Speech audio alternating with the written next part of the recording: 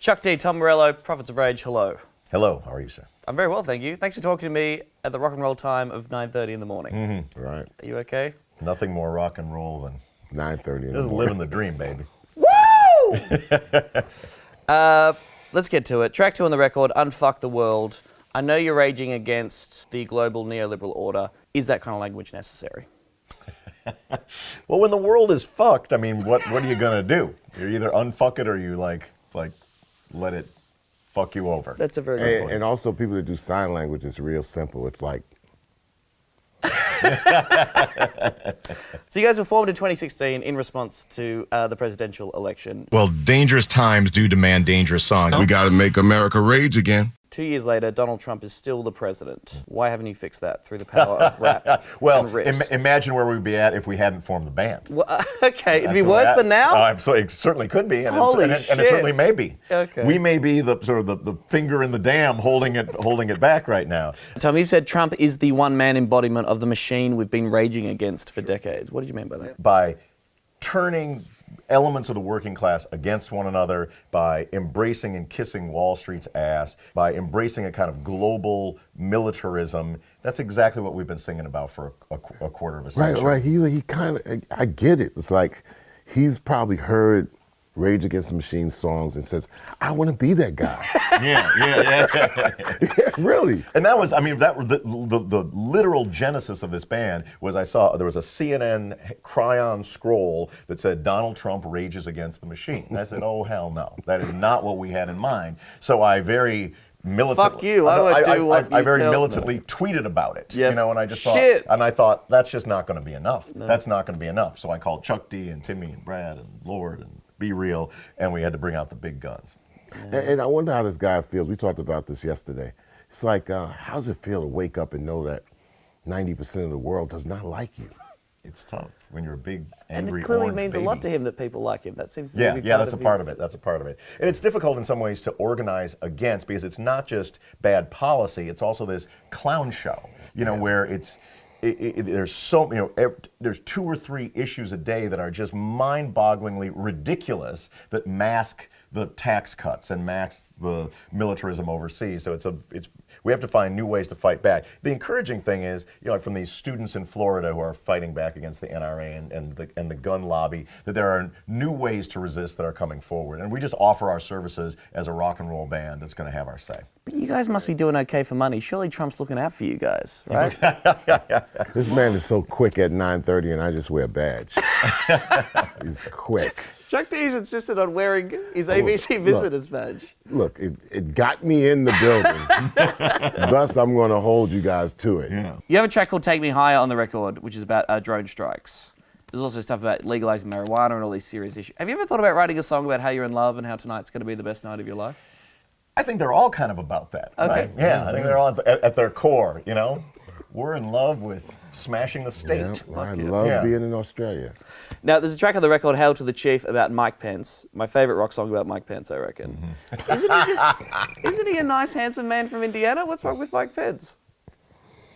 It's Tell 'em, Chuck. to tell people of what's to come. I don't think that Trump will actually be a 4-term president, but this is the next guy who has it all figured out in all the worst ways, and we just have to be aware of that.